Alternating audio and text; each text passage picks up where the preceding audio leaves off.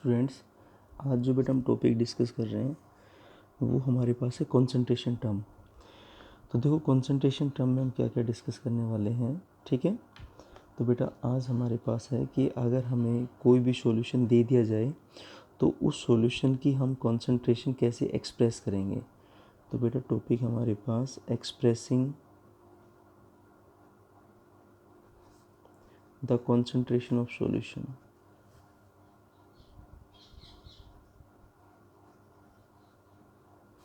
The concentration of solution कि अगर हमारे पास कोई भी सॉल्यूशन गिवन है तो उसकी कंसंट्रेशन कैसे एक्सप्रेस करेंगे।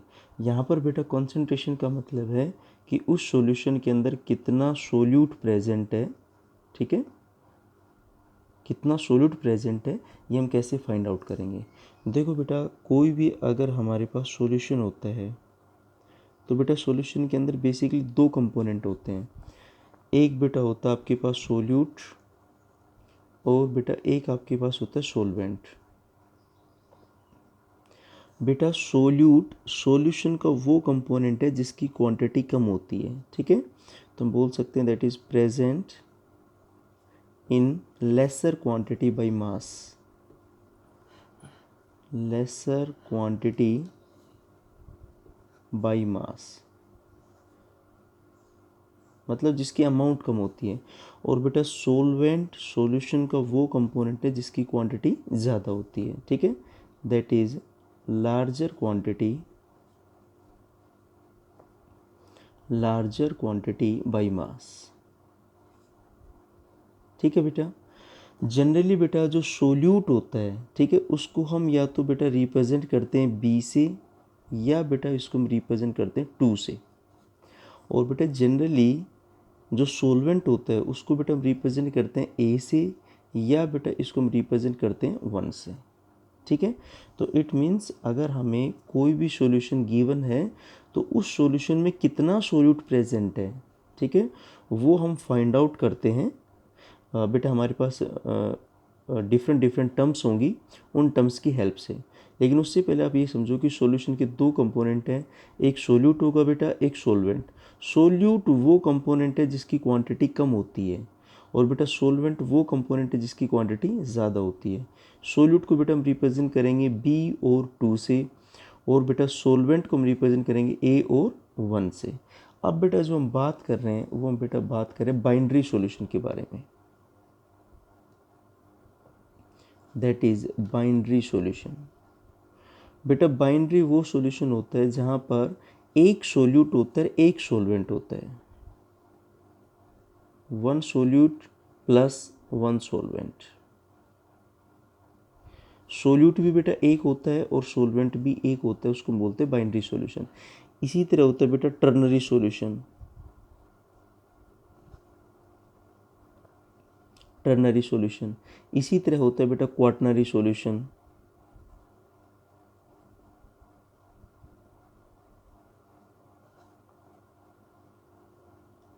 अब आप कहोगे सर टर्नरी सॉल्यूशन में क्या, बेटा सोलवेंट हमेशा 1 रहेगा, अब सोल्यूट की जो नंबर है वो इंक्रीज करेगा। तो बेटा टर्नरी सॉल्यूशन का मतलब दो सोल्यूट बेटा 2 सोल्यूट होंगे प्लस 1 सोलवेंट हो जाएगा।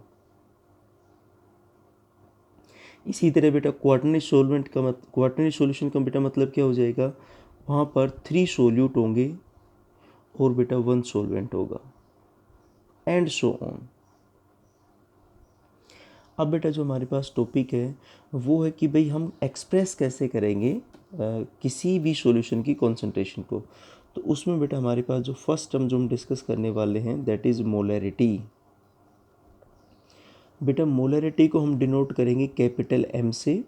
और मोलैरिटी होती क्या है कि अगर मान लो आपके पास 1 लीटर सॉल्यूशन है, ठीक है, मैं कहता हूँ भाई ये आपके पास बेटा 1 लीटर सॉल्यूशन है। इस 1 लीटर सॉल्यूशन के अंदर सोल्यूट के कितने मोल्स प्रेजेंट हैं, सोल्यूट के कितने मोल्स प्रेजेंट हैं, उस चीज़ को बेटा हम बोलते हैं दैट इज़ मोलैरिटी। तो मोलैरिटी को बेटा हम सिंपली बोल सकते हैं that is number of moles of solute present in 1 litre of solution, present in 1 litre of solution, कि भाई 1 लीटर सॉल्यूशन में सोल्यूट के कितने मोल्स प्रेजेंट हैं। ठीक है बेटा, तो इसको बेटा मैं फॉर्मूला की फॉर्म में कैसे लिख सकता हूँ, 3 फॉर्मूला हम बना सकते हैं। पहला formula that is number of moles of solute divided by volume of solution. बेटा वॉल्यूम ऑफ सॉल्यूशन हमें किस में लेना है, लीटर के अंदर। अब बात आती है नंबर ऑफ मोल्स कैसे निकालते हैं। तो बेटा हमने पीछे देखा था, नंबर ऑफ मोल्स बताओ कैसे निकालेंगे, जिसको हम एन से डिनोट करते हैं number of moles, that is given mass, या बेटा आप बोल सकते हो गिवन वेट, एक ही बात है केमिस्ट्री में, वेट बोलो मास बोलो, डिवाइडेड बाय मोलर मास।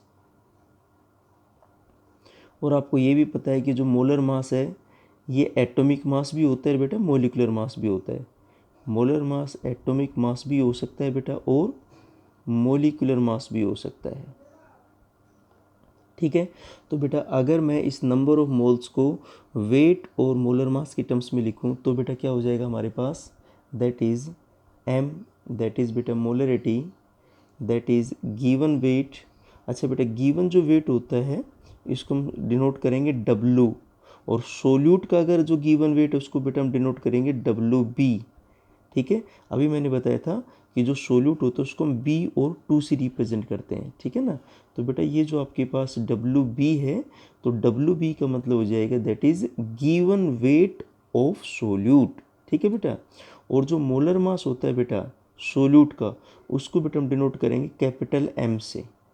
ठीक है, तो बेटा सोल्यूट का मोलर मास है, उसको बेटा हम बी से डिनोट कर देंगे।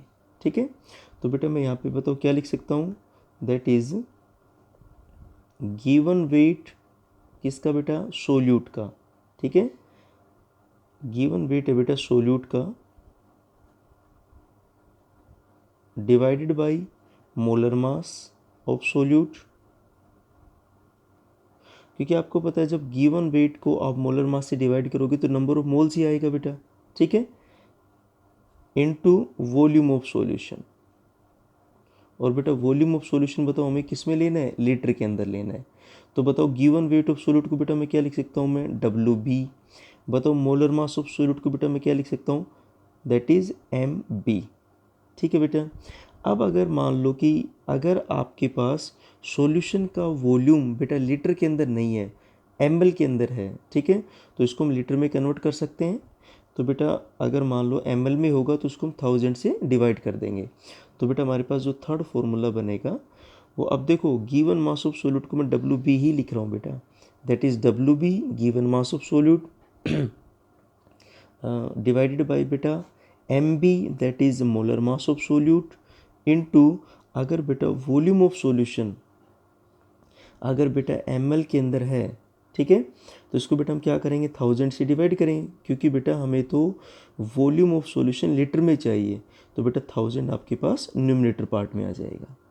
ठीक है, तो बेटा ये आपके पास क्या बन गया, मोलरिटी का फाइनल फॉर्मूला बन गया है। ठीक है, जहाँ पर डब्ल्यू बी बताओ क्या है, डब्ल्यू बी आपके पास है given mass of solute, that is given mass of solute. ठीक है बेटा, और बेटा एम बी बताओ आपके पास क्या है, that is molar mass of solute,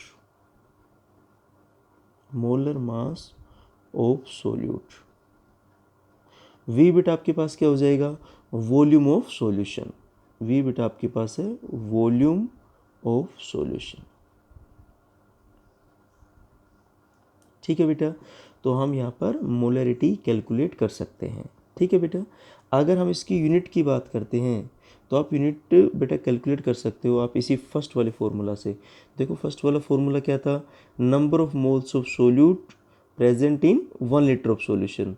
तो बताओ 1 लीटर सॉल्यूशन में सोल्यूट के जितने मोल्स प्रेजेंट हैं, तो बताओ बेटा इसकी यूनिट क्या हो जाएगी, मोल पर लीटर। भाई 1 लीटर में कितने मोल हैं। ठीक है बेटा, नेक्स्ट बेटा अगर हम बात करें मोलरिटी के बारे में, तो बेटा मोलरिटी टेम्परेचर पर डिपेंड करती है। ठीक है, क्योंकि बेटा मोलरिटी में क्या इन्वॉल्व है, वॉल्यूम ऑफ सॉल्यूशन, और आपको पता है कि अगर आप टेम्परेचर बढ़ाओगे तो वॉल्यूम बढ़ेगा, ठीक है। और बेटा आप टेम्परेचर डिक्रीज़ करते हो तो वॉल्यूम भी डिक्रीज़ करता है, ठीक है। तो इसको मैं एक्सप्लेन करता हूँ बेटा, तो हम लिख सकते हैं that is molarity depends upon temperature, depends upon temperature, ठीक है बेटा। और हम बोल सकते हैं कि मोलरिटी है बेटा वो टेम्परेचर के इन्वर्सली प्रोपोर्शनल है, ठीक है। इट मीन्स आप टेम्परेचर बढ़ाओगे तो मोलरिटी कम होगी। इसका मतलब क्या है, आप ये बेटा और समझो। जैसे बेटा फॉर एग्जांपल भाई हमें पता है कि जब हम टेम्परेचर बढ़ाएंगे बेटा, बताओ टेम्परेचर बढ़ाओगे, ये बेटा ये जो अपवर्ड एरो है ये इंक्रीज़ को इंडिकेट करेगा। तो बताओ जो सॉल्यूशन का वॉल्यूम है बेटा वो भी क्या करेगा, वो भी इंक्रीज़ करेगा, ठीक है। और बेटा सॉल्यूशन का वॉल्यूम इंक्रीज़ करेगा तो जो number of moles per unit volume है बेटा, जो नंबर ऑफ मोल्स किसके बेटा, सोल्यूट के, number of moles of solute per unit volume, per unit volume, वो बेटा क्या करेंगे, डिक्रीज़ करेंगे, ठीक है।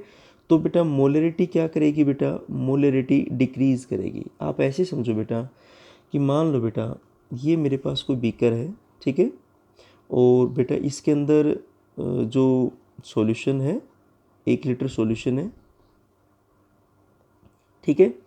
अब बेटा क्या होगा कि इसके अंदर सपोज करो बेटा मैं कहता हूँ कि 100 मोल्स प्रेजेंट है, 100 मोल्स प्रेजेंट है, ठीक है। अब बेटा जब मैं टेम्परेचर इंक्रीज़ करूँगा तो वॉल्यूम तो इंक्रीज़ करेगा। मान लो बेटा 1 लीटर का मतलब कितना हो गया, 1000 ml। मान लो बेटा ये वॉल्यूम इंक्रीज़ हो गया दैट इज़ 1100 ml, 1100 ml बेटा मान लो वॉल्यूम हो गया। लेकिन नंबर ऑफ मोल्स तो अभी भी इतने ही है बेटा, 100। तो हमें तो सिर्फ ये चेक करना है, जब बेटा मोलरिटी चेक करेंगे तो बेटा हम ये चेक करेंगे कि भाई 1 लीटर में कितने मोल्स प्रेजेंट हैं। अब वॉल्यूम कितना हो गया, 1100, इसमें मोल कितने, मोल तो अभी भी 100 है।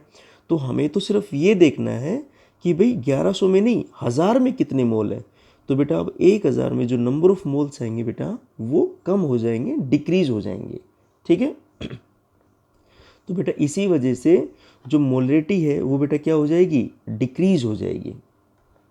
क्योंकि बेटा जब हम मोलरिटी कैलकुलेट करते हैं तो बेटा मोलरिटी तो 1000 ml में ही तो कैलकुलेट करेंगे, ठीक है। तो पहले 1000 ml में 100 मोल थे, अब वो वॉल्यूम इंक्रीज होके कितना हो गया, 1100 ml।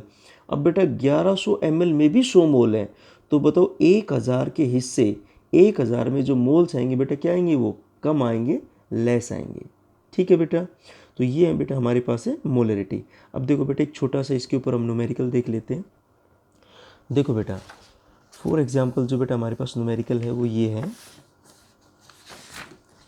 कि बेटा सपोज दैट कि 20 ग्राम NaOH, NaOH का मतलब हो गया बेटा सोडियम हाइड्रोक्साइड, जिसको हम बोलते हैं कॉमन नेम में caustic soda, that is caustic soda, present in 500 cubic centimeter of solution. Calculate the molarity of the solution.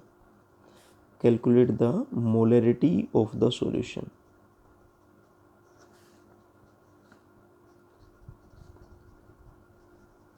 ठीक है बेटा 20 ग्राम सोडियम हाइड्रोक्साइड बेटा 500 क्यूबिक सेंटीमीटर सॉल्यूशन में प्रेजेंट है। तो बताओ बेटा यहाँ पर जो सोल्यूट है वो कौन है, सोडियम हाइड्रोक्साइड, इसकी क्वांटिटी कम है। तो बेटा अब हम इसको सोल्व करना स्टार्ट करते हैं। तो बताओ सोल्यूट, इसको बेटा हम कैसे रिप्रेजेंट करेंगे, W स्मॉल W बेटा, और B किसको रिप्रेजेंट करेगा, सोल्यूट को। तो WB क्या हो जाएगा, given weight of solute, given mass of solute जो आपको न्यूमेरिकल में गिवन है दैट इज 20 ग्राम, ठीक है बेटा। सोडियम हाइड्रोक्साइड का molecular mass Mb that is molar मास या मोलिकुलर मास, वो बेटा हम कैलकुलेट कर सकते हैं सोडियम हाइड्रोक्साइड का। भाई सभी एटम का मास आप ऐड कर दो, सोडियम को बेटा कितना है 23, प्लस बेटा ऑक्सीजन का बेटा कितना हो गया 16, बेटा हाइड्रोजन कितना हो गया 1, बेटा टोटल आप करोगे तो ये आएगा 40 ग्राम। और आपको पता है जो भी मास होता है वो तो 1 मोल का मास होता है, 40 ग्राम पर मोल, तो बेटा इसका मास हो गया 40। वॉल्यूम ऑफ सॉल्यूशन, तो बेटा जो आपको वॉल्यूम गिवन है वो 500 क्यूबिक सेंटीमीटर। मैंने आपको बताया था कि बेटा 1 क्यूबिक सेंटीमीटर 1 ml के बराबर होता है, ठीक है बेटा, तो कोई फ़र्क नहीं 1 क्यूबिक सेंटीमीटर ओवर 1 ml के अंदर, ठीक है बेटा। तो अब हम फॉर्मूला अप्लाई करते हैं, molarity that is capital M, WB given mass of solute divide by MB molar mass of solute. बेटा यहाँ पर वॉल्यूम ml के अंदर है तो उसको अगर 1000 में, भाई ml में होगा तो बेटा उसको हम लीटर में कन्वर्ट करेंगे, ठीक है बेटा। तो ये हम इसको 1000 से डिवाइड कर देते हैं। अब इस फॉर्मूला में बस ये सारी वैल्यू पुट करनी है बेटा आपको। तो बेटा आपके पास M क्या हो जाएगा, WB 20 ग्राम, मोलर मास बेटा 40, इंटू वॉल्यूम बेटा आपके पास कितना है 500, एंड बेटा आपके पास कितना आ जाएगा ये, दैट इज़ 1000। जब आप इसको सोल्व कर लोगे तो बेटा जो भी आंसर आएगा बताओ इसकी यूनिट क्या हो जाएगी, इसकी बेटा यूनिट हो जाएगी मोल पर लीटर।